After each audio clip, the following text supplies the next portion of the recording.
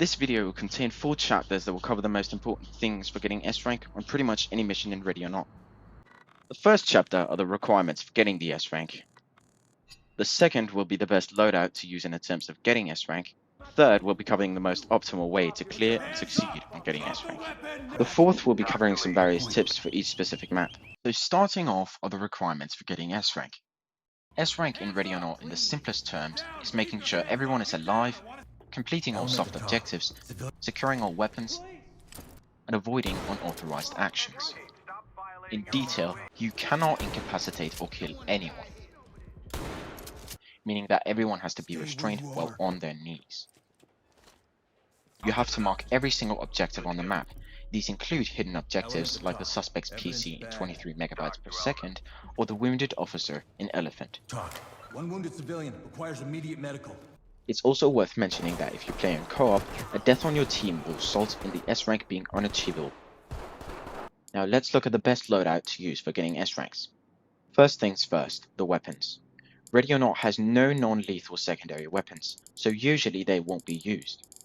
Primary weapons, on the other hand, have 3 non-lethal weapons.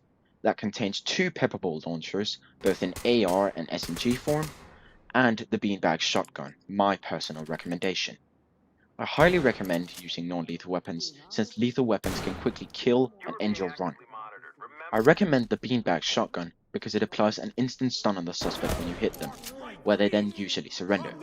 Be careful around the head though, it can incapacitate or even kill the suspect. The beanbag also has a lot of ammo while rarely requiring more than 1 shot to make the suspect surrender. This allows for you to bring more accessories in your limited slots. But what about the pepper ball launchers? While they do have a much longer range than the beanbag, they aren't as effective. They can also apply a stun on the suspect, but it usually only occurs after multiple shots. Throwables. Out of flashes, stingers and gas, the gas is clearly the best throwable of all 3 due to a couple of reasons. 1. It spreads over a wide area and stays, meaning that anyone entering the gas cloud will be affected by it immediately. 2. The effect lasts for a whole 22 seconds, in comparison to the flash, which only lasts about 8. 3. Gas leaks through rooms, meaning you can throw a gas at a door and a suspect behind it will be affected. Stingers are almost never used, since they have a tendency to knock out suspects, which ends your run. Tacticals. Now I'll quickly run over the tacticals and when they should be used. C2. C2 can incapacitate suspects upon detonation, which in itself makes it excluded from the optimal loadout. Entry team to talk. Lockpick gun. If you like to save yourself some time and don't mind using a slot on it, go for it. Pepper spray. It's a hustle to swap to, and even then, suspects can still shoot while affected, making it pretty bad. Taser. Usually not prioritable over more beanbag ammo. Wedge. Very useful on some maps, but practically a wasted slot on others.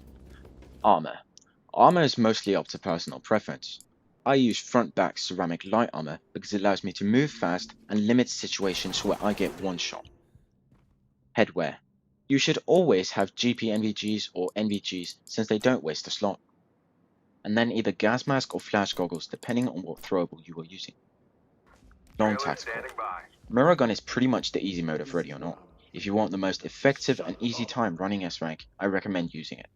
If you feel like you can peek rooms efficiently without the need of the mirror gun, I would recommend using the gas launcher so you have more gas at your disposal, while also being able to shoot it further.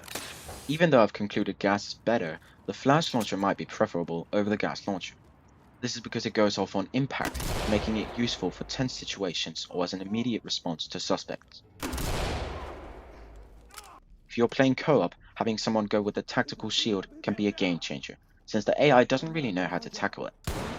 Have them go into the rooms first and take the shots while the rest of the team shoot the suspects with a beanbag.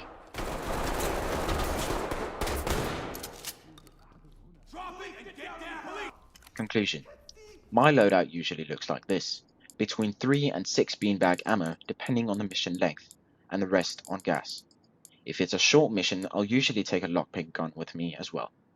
Some missions I will also use wedges while sacrificing some gas. I primarily use the gas launcher as my long tactical. Now I'll give some various gameplay tips and tricks that I use to make my missions easier and more effective. My top 1 tip for getting S rank is take it slow. This applies to many different gameplay elements such as always peeking a door before opening it, allowing you to check angles that sometimes even the mirror can't see. Drop your weapons! Swing doors into the room that you're clearing, so that if you need to gas a room, you can bounce it off the door while being in cover behind a wall. When you peek a door, you can push it further open without opening it completely. Shouting after peeking a door can get a response from anyone that might be behind it. Watch out though, this also lets them know that you're there. Put the weapon down! A helpful tip for making sure you have all weapons is turning on the weapon highlight. It's in Settings, Accessibility, and then the weapon highlight. This will make the weapons have a clearly visible yellow outline. If you're nearing the end of the mission, use the rest of your gas to preemptively gas the remaining rooms. This is helpful for making sure you don't mess up your run at the very end. Close doors behind you. Closing doors behind you can let you know if someone has gone through there and might even save you from an ambush with the audio. Use doors as cover. If you don't have any cover, look for a door nearby to swing into the room and hide behind it. Sometimes when suspects surrender, it will play a lengthy animation where they slowly put the weapon down. Sometimes they will quickly aim it back at you and begin shooting. I highly recommend taking cover and peeking out when this animation plays to avoid dying if it's a fake surrender. Be cautious when going backwards. What you previously cleared might not be clear anymore. Hog the wall on stairs to minimize your vulnerability to suspects. Keybinds you need to know. The command wheel. You can use this for 2 important things. 1. You can ask civilians to go to the exit in non-active shooter missions. 2. You can make suspects and civilians move, useful for restraining them in safe spots. Free lean and lean. Especially free lean is incredibly useful because you can not only lean further, but you can also lean upwards to peek over obstacles. Ammo check. Hold reload to check your ammo. This is pretty well known, but I thought I'd mention it anyway. Walk button. Good to make sure you don't move too fast into a room and end up dead. It seems niche, but trust me, it's a lifesaver. Canted sight. For close quarters, especially useful with a laser. Now let's take a look at map-specific tips. For smaller maps such as Thank You, Come Again, and Ends of the Earth, I recommend gassing pretty much every room before you enter. Since the map is so small, it's unlikely that you'll run out of gas. The one mission where the pepper ball might be useful is Hide and Seek or Port Hoiken, since half of the mission is in a large, outside area where the distance between you and suspects can extend pretty far. This means the beanbag might not always hit, so the pepper ball might be a better choice. A Lethal Obsession is a small map, but it has a ton of traps. Therefore, I recommended bringing the mirror to check the doors for traps before entering. In Neon 2, you can turn off the music on the second floor, allowing you to better use audio to your advantage. Twisted Nerve has a tendency to glitch weapons through the floor, especially in caves. Check the suspect's hips for guns to make sure you get everything. Relapse is a huge mission. Save your gas. I highly recommend finding someone to do this with. Remember your night vision on Twisted Nerve, Rust Belt, Bite Sheep Bite Twice, and Hide and Seek. Trailer's ready. The walkway on Valley of the Dolls can be an instant run-ender. Going through the garden to take the floor from the other side is usually a better option than taking the walkway.